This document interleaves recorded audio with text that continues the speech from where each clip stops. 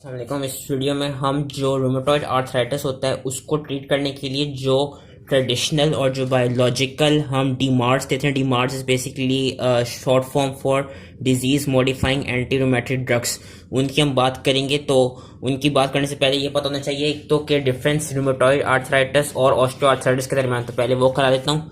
Rheumatoid arthritis आपको life में कभी भी हो सकता है।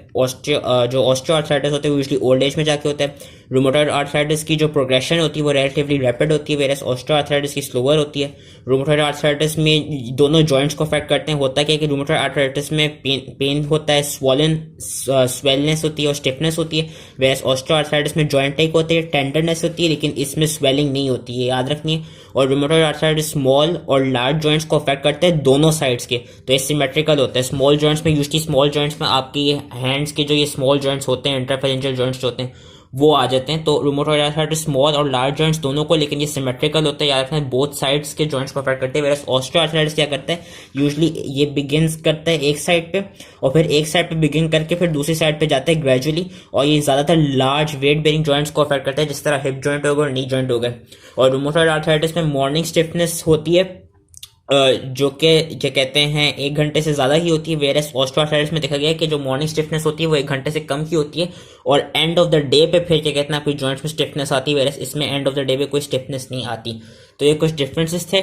और हम ट्रेडिशनल और बायोलॉजिकल डीमार्क्स जो हम अभी पढ़ेंगे उनके भी डिफरेंसेस पढ़ लेते हैं। ट्रेडिशनल वाले पिल की फॉर्म में टेकन किए जाते हैं, बायोलॉजिकल वाले हम जब पढ़ेंगे हम देखेंगे कि ज़्यादातर सबक्यूटेनियस डाले जाते हैं या इंट्रावीनियस डाले जाते हैं। ट्रेडिशनल होते हैं वो पूरे इम्यून सिस्टम को टारगेट करते हैं, वैसे बायोलॉजिकल जो होते हैं वो टारगेट करते हैं specific steps in inflammatory responses. जो ट्रेडिशनल होते हैं, रिजल्ट के मतलब है कि ट्रेडिशनल से जो एक इफेक्ट आता है वो यूजली महीनों के बाद आता है, वेरस बायोलॉजिकल में effect with in 4 to 6 weeks आ जाता है उसकी ट्रीटमेंट का, कि प्रिवेंशन का आर्थराइटिस की। और ट्रेडिशनल में चांस होता है, रिस्क होता है इन्फेक्शन का, वेरस बायोलॉजिकल में सीरियस इन्फेक्शन का और निमोनिया का और भी अदर सिम्टम्स होते हैं वो पढ़ेंगे, उनका रिस्क होता है। और ट्रेडिशनल वाले ज़्यादातर चीप होते हैं, वेरस बायोलॉजिकल एक्सपेंसिव होते हैं।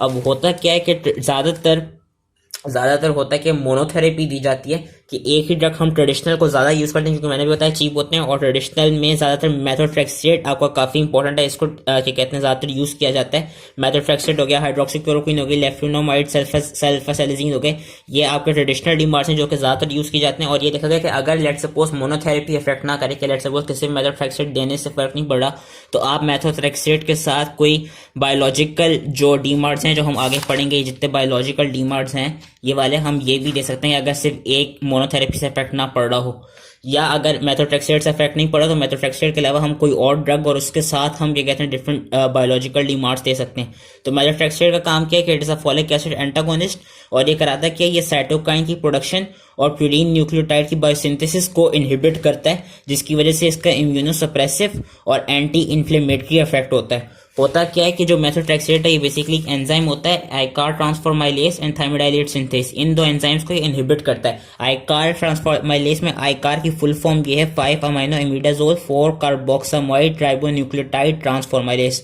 अगर लेट सपोज अगर किसी से आईकार नहीं याद हो रहा तो वो इस नाम को याद कर सकता है, अगर तो उससे ये नाम याद हो सका। तो मेथोट्रेक्सेट बेसिकली इन दो एंजाइम्स को इनहिबिट करता है और इसका इम्यूनोसप्रेसिव और एंटी इन्फ्लेमेटरी इफेक्ट है। और जो रिस्पॉन्स होता है मेथोट्रेक्सेट का वो यूजली क्या कहते हैं 3 से 6 हफ्ते बाद आते हैं ट्रीटमेंट की, क्योंकि अभी मैंने कहा था कि ट्रेडिशनल डीमार्क्स होते हैं उनका यूजली रिस्पॉन्स महीने बाद ही आता है, वेरस बायोलॉजिकल कम पढ़ेंगे वो विद इन 4 to 6 वीक्स आ जाता है।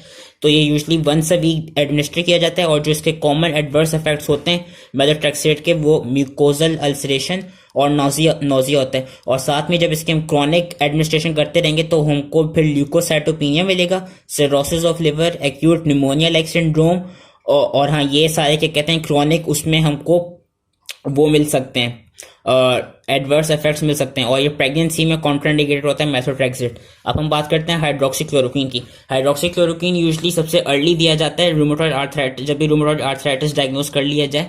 और इवन तो यहाँ पे लिखा हुआ है कि it's mechanism of action is unknown, लेकिन इसका मैं बता देता हूँ मैकेनिज्म ऑफ एक्शन ये है हाइड्रोक्सीक्लोरोक्विन का। ये करता क्या है, it interferes with antigen processing in macrophages and other antigen processing cell.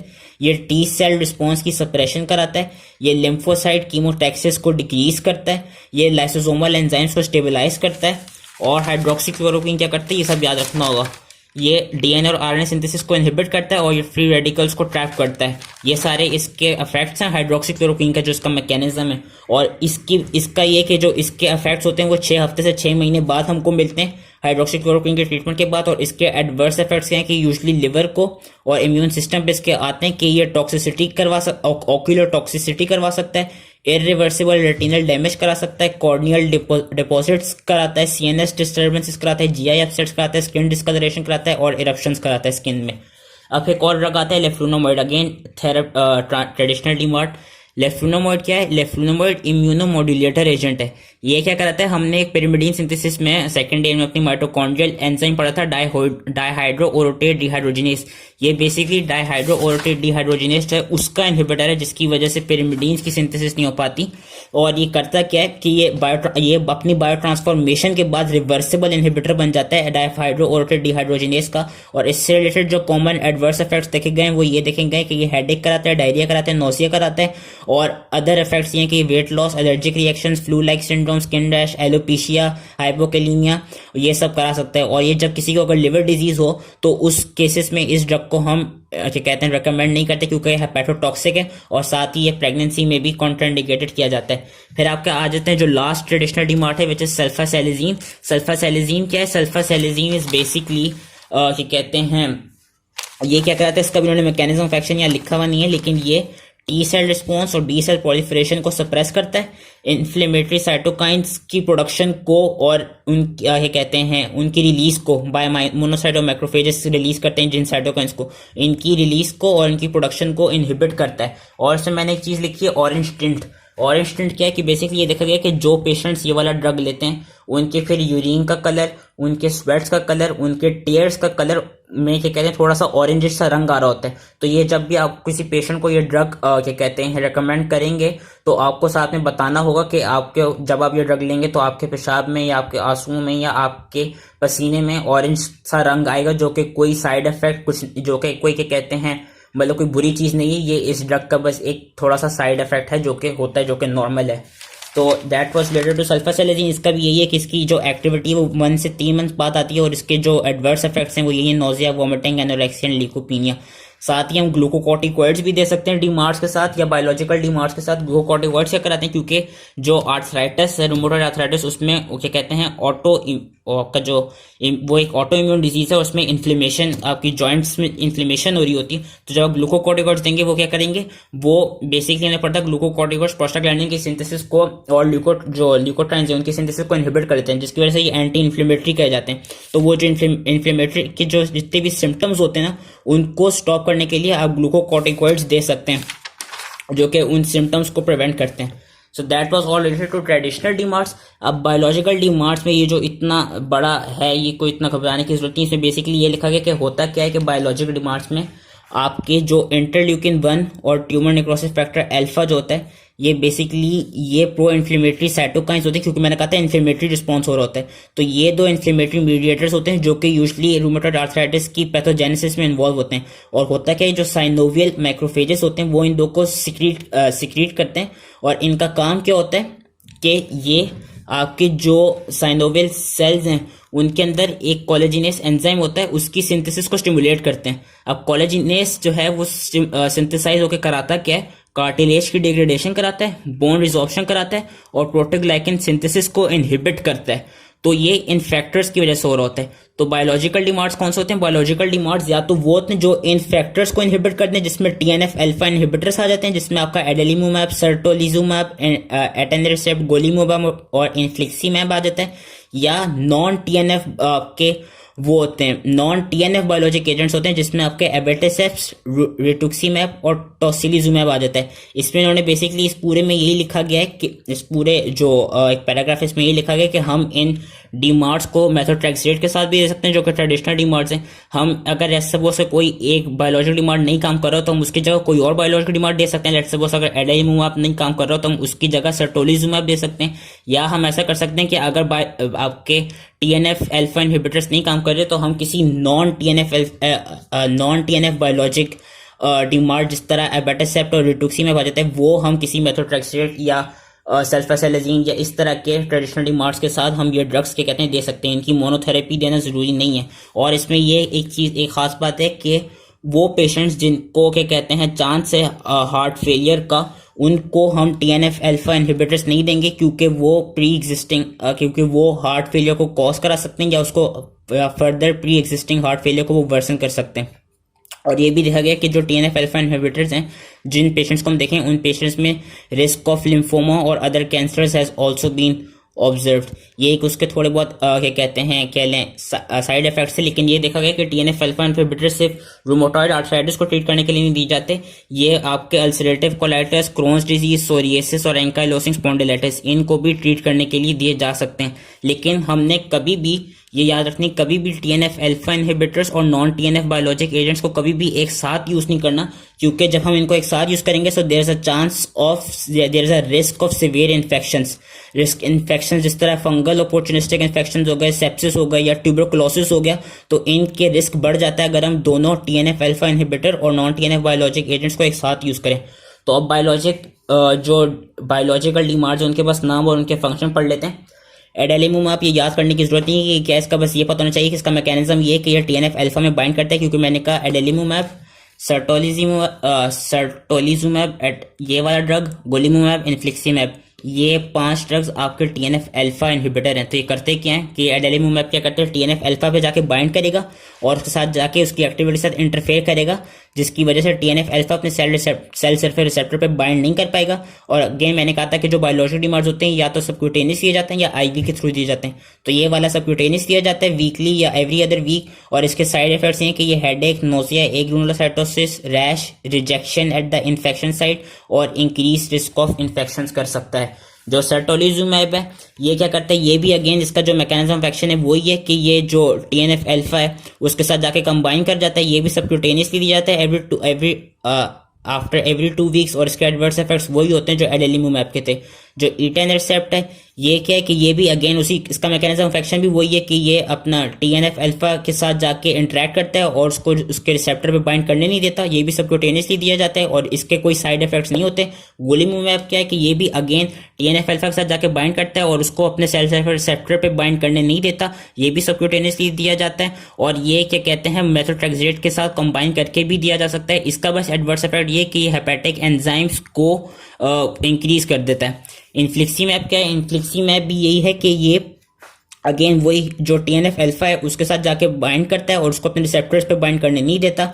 लेकिन ये कभी अकेला नहीं दिया जाएगा, इसके लिए मोनोथेरेपी इंडिकेटेड नहीं है, ये हमेशा मेथोट्रेक्सेट के साथ देना चाहिए और ये IV के तौर पे होता है। बाकी हम जितने पढ़े थे वो सारे सबक्यूटेनियस थे, ये वाला IV के तौर पे दिया जाता है और ये आफ्टर एवरी 8 वीक्स दिया जाता है। इससे जो एडवर्स इफेक्ट्स हैं वो यही है कि infusion related reaction such as fever, chills, pruritus, urticaria में ऑकर। एबेटासेप्ट है, एबेटासेप्ट क्या करता है कि जो T लिम्फोसाइट्स होता है उसको एक्टिवेट होने के लिए एक तो एंटीजन प्रेजेंटिंग सेल की जरूरत होती है कि वो उसके साथ जाके लगे, और T सेल पे एक रिसेप्टर होती है, एक प्रोटीन होती है CD28। उस CD28 ने एंटीजन की CD80 या CD86 प्रोटीन के साथ जाके बाइंड करना होता है, देन आपका T सेल एक्टिवेट करता है। एबेटासेप्ट करता क्या है, एबेटासेप्ट बेसिकली CD28 की बाइंडिंग को CD80 के साथ रोक देता है। उसका कह लें एक तरफ से उससे वो कंपीट करता है CD28 के साथ, जिसकी वजह से वो CD28 को इन प्रोटीन के साथ बाइंड करने नहीं देता। तो जिसकी वजह से होगा क्या कि T सेल की पूरी एक्टिवेशन नहीं हो पाएगी। जब T सेल की एक्टिवेशन हो नहीं पाएगी तो वो जो इन्फ्लेमेटरी रिस्पॉन्स है वो प्रोड्यूस हो नहीं पाएगा। ये भी IV के तौर पर दिया जाता है, ये आफ्टर एवरी 4 वीक्स दिया जाता है। और जो इसके एडवर्स इफेक्ट्स हैं वो हैं headache, upper respiratory infection, nausea. Rituximab क्या कराता है, ये B सेल्स की डिप्लीशन कराता है। जो B लिम्फोसाइट होते हैं, B लिम्फोसाइट्स मीनो कि आपकी B लिम्फोसाइट से एंटीबॉडीज प्रोड्यूस हो सकती हैं। B लिम्फोसाइट्स क्या कराते हैं, B लिम्फोसाइट्स एक तो रूमेटॉइड आर्थराइटिस में T लिम्फोसाइट्स को एक्टिवेट करते हैं, वो ऑटो एंटीबॉडीज और रूमेटॉइड फैक्टर्स बनाते हैं और वो प्रो इन्फ्लेमेटरी साइटोकाइंस बनाते हैं, जिस तरह ट्यूमर नेक्रोसिस फैक्टर अल्फा हो गया और इंटरल्यूकिन 1 हो गया। तो हम करते क्या है, रिटुक्सीमैब क्या करता है, रिटुक्सीमैब जाके B सेल्स की सिंथेसिस को ही रोक देता है, वो B सेल डिप्लीशन कराने लग जाता है, जिसकी वजह से ये सारे प्रोसेस नहीं हो पाएंगे और अगेन जो हमारा जो रूमेटॉइड आर्थराइटिस है हम उसको एक हद तक प्रिवेंट कर सकते हैं। और इसका जो मोड है एडमिनिस्ट्रेशन का वही IV है, आफ्टर एवरी 16 to 24 आवर्स। और कि इससे रिलेटेड जो एडवर्स इफेक्ट्स हैं वो यही है कि जो इन्फ्यूजन साइट होगी वहाँ पे क्या कहते हैं कोई इन्फ्यूजन रिएक्शन होगा, जिस तरह यूटिकारिया हो गया, हाइपोटेंशन हो गई या एंजियोएडिमा हो गया। लास्ट आपका जो बायोलॉजिक डीमार्ड है वो आता है टोसिलीजुमैब एंड सारीलुमैब। इनका भी काम क्या है कि ये इंटरल्यूकिन 6 जो है, जो प्रो इन्फ्लेमेटरी साइटोकाइन इंटरल्यूकिन 6, उसके साथ जाके बाइंड कर देते हैं और उसकी एक्टिविटी को इनहिबिट कर देते हैं। ये सब क्यूटेनियसली दिए जाते हैं और जो इनसे रिलेटेड वो हैं साइड इफेक्ट्स हैं वो ये हैं कि ये एलिवेटेड लिवर फंक्शन टेस्ट कर देते हैं, हाइपरलिपिडीमिया कर देते हैं, न्यूट्रोपीनिया कर देते हैं, हाइपरटेंशन कर देते हैं और इन्फ्यूजन रिलेटेड इंजेक्शन साइट पे रिएक्शंस कॉज कर सकते हैं। So that was all related to the biologic DMARDs and traditional DMARDs. I hope इसी समझ में आ गया हो। बायोलॉजिक डीमार्ट का बस ये याद रखना कि इन सब का जो मैकेनिज्म ऑफ एक्शन है, जो TNF अल्फा इनहिबिटर्स हैं, वो यही है कि वो TNF अल्फा के साथ जाके बाइंड कर देंगे। जो ये एडेलिमुमैब, गोलीमुमैब, सर्टोलिजुमैब, इन्फ्लिक्सीमैब है, ये TNF अल्फा के साथ जाके बाइंड करके उसकी रिसेप्टर के साथ बाइंडिंग को इनहिबिट कर देंगे और ये सारे सबक्यूटेनियसली दिए जाते हैं। इससे रिलेटेड जो थोड़े एडवर्स रिएक्शन हैं वो 1 या 2 याद कर लीजिएगा। और जो नॉन TNF बायोलॉजिक एजेंट्स हैं उसमें एबेटासेप्ट, रिटुक्सीमैब और ये टोसिलीजुमैब आ जाता है। इनका काम क्या है कि ये एबेटासेप्ट का है कि ये टी सेल की एक्टिवेशन को रोकता है। कैसे रोकता है वो मैंने बता दिया था कि CD28 के साथ कम्पीट करता है। रिटुक्सीमैब क्या कराता है, वो बी सेल की डिप्लीशन कराता है। और जो टोसिलीजुमैब है वो क्या कराता है, वो इंटरल्यूकिन 6 जो है उसकी इनहिबिशन कर देता है। सो that was it. I hope ये इजीली समझ में आ गया। जो लास्ट लिखा हुआ है other drugs for rheumatoid arthritis, ये इतना इंपॉर्टेंट नहीं है। ये बस इन्होंने ये दिया हुआ है कि कुछ जेनस काइनेसिस भी इंट्रासेलुलर एंजाइम होते हैं जो जैक स्टैट वाले एंजाइम्स होते हैं और उनमें यही है कि जब इन्फ्लेमेटरी मीडिएटर उनके रिसेप्टर पर जाके बाइंड करता है देन वो इन्फ्लेमेटरी रिस्पॉन्स प्रोड्यूस करते हैं। तो उस क्या कहते हैं उसके लिए हम एक और ड्रग देते हैं जिसका नाम होता है टोफासाइटिनिब। और टोफासाइटिनिब का काम क्या है कि ये जेनस काइनेसिस एंजाइम जो है उनका इनहिबिटर है और इसका यही है कि ये सिर्फ तब देंगे जब पेशेंट की हीमोग्लोबिन कंसंट्रेशन जो है वो 9 ग्राम पर डेसीलीटर से बड़ी हुई हो। अगर वो नहीं बड़ी हुई होगी तो हम इस ड्रग को नहीं देंगे। तो ये ड्रग इतना इंपॉर्टेंट नहीं है, अगर याद नहीं हो तो कोई बात नहीं। जो मेन ड्रग्स हैं वो हमको ट्रेडिशनल डीमार्स याद होने चाहिए, मेथोट्रेक्सेट, हाइड्रोक्सीक्लोरोक्वीन, लेफ्लुनामाइड और सल्फासेलिजीन। तो आई होप इजीली समझ में आ गया एंड थैंक यू।